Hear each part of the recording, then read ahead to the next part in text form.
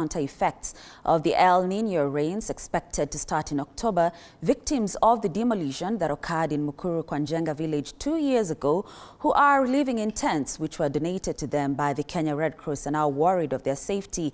And as Eric Matika informs us, residents want Governor Sakaja to include them in his Marshall Plan to set to counter the rain. Apologies for that. It is in Mukuru Kwanjenga slum in Nairobi. This has been the situation for residents at the Mukuru Kwanjenga slums for the past 2 years. The residents were left homeless after their houses were demolished and are still living in these makeshift tents, which are in a very poor condition.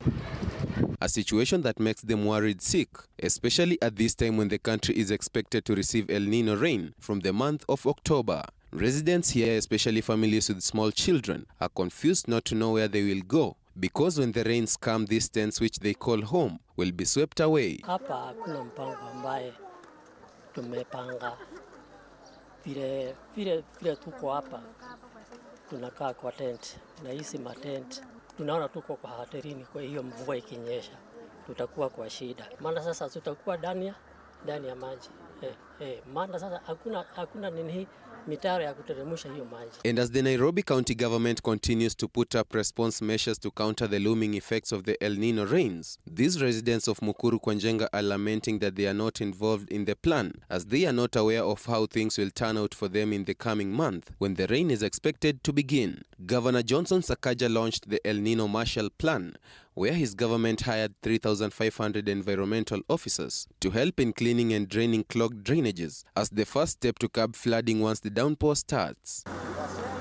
In addition, Sakaja said he has asked the directorate in the construction sector to map out unsafe building where residents will be evacuated before the flooding begins. And we will do what needs to be done to protect Nairobians objectively, without fear, without favor, and without victimization. Sisi tuko kwa matenti, tunaomba gavana wetu hata sisi atukumbuke na atuweke kwa mpango wake. Hapa itakuwa ngumu isipokuwa serikali ishukue hatua, ijue namna itashughulikia sisi. These residents, among many other living in slum areas of Nairobi, are prone to vector-borne and waterborne diseases. Watu kadhaa wamekufia hapa.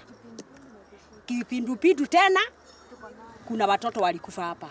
Sasa hii nayo El-Niño ikikuja itupate, si watu tena watakufa. The residents now want Governor Sakaja, in collaboration with the Kenya Red Cross Society, to prioritize public safety and proper disaster and emergency management mechanisms to avoid knee-jerk reaction towards the disaster and to establish appropriate strategies to aid them against the damages that will result from the rain. Eric Matika, TV 47, Nairobi.